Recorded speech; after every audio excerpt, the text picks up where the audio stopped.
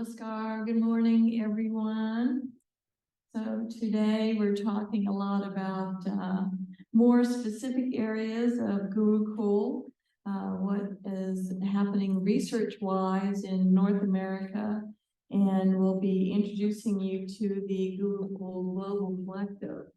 So first we'll start with our research segment of the morning program. So we're going to begin with Dr. Richard Maxwell, otherwise known as Raghaviir, and he is a clinical psychologist and biopsychologist. He does research on meditation experiences.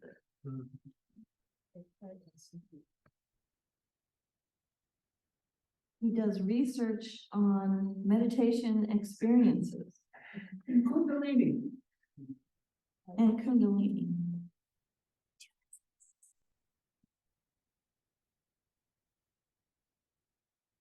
And here we go. He sent me an email. He says, Namaskar, I couldn't resist adding a couple small details. And here we go. Some of you may remember a retreat in 2007 in which volunteers completed a lengthy questionnaire.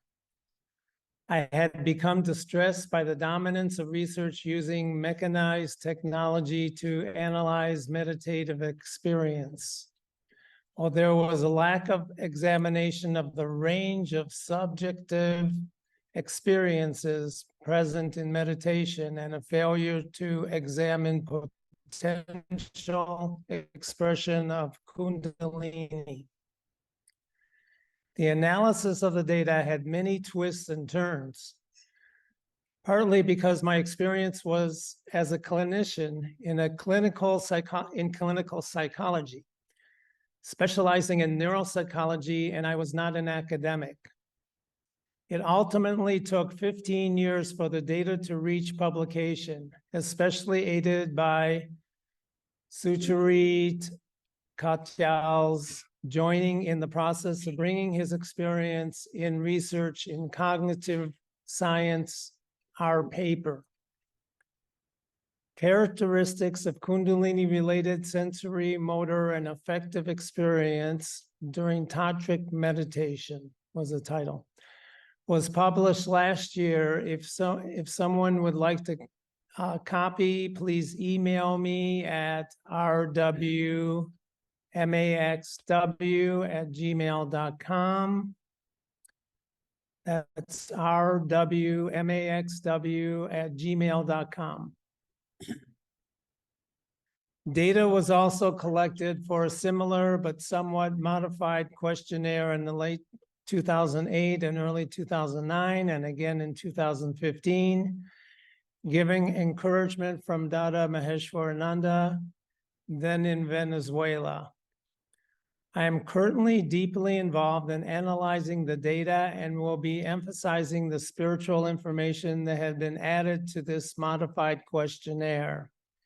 Inclusion of spiritual concepts in meditation research is relatively rare, and to my knowledge, no meditation research has referenced bhakti yoga as a critical feature. This is about to change.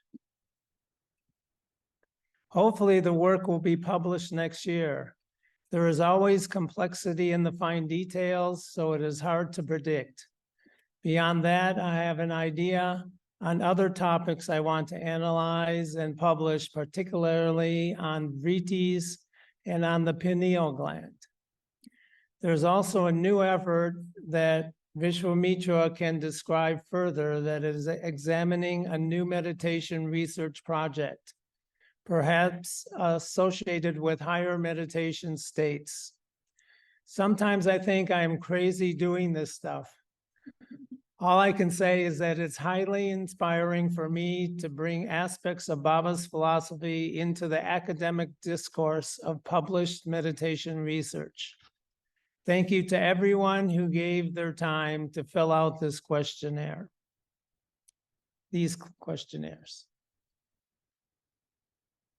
Thank you, Dr. Raghaviir, my proxy.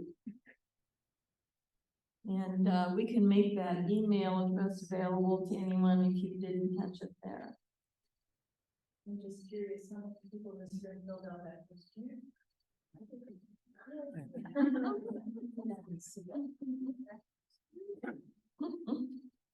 Does anybody have anything to add to Raghavir's narrative there? He mentioned you, Bishop Mitra. Well, I can add that Situri and Raghaviir and I and Sean Bai in India are considering designing a new study that is going to look at the relationship between devotion and possibly some physiological qualities, but we've been looking mostly phenomenologically at subjective characteristics of meditation, but devotion is one of our targets to examine. And there are qualitative measures that have been used for assessing devotion.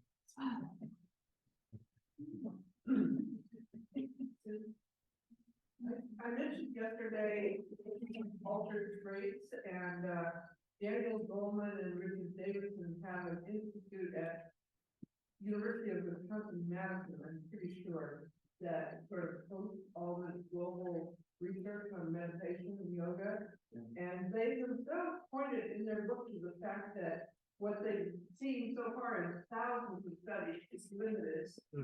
And I think might be very interested. Yeah, we access that. So, yeah. That's very important today, point of view out of. The Vipassana Meditation Center also has on its website hundreds of these studies of their own meditation within the prisons, within the communities, how it has helped to break them wherever it has touched, that sort of thing. That would be another interesting thing to look at, Yeah. social impact. Exactly. Meditation research on the rise.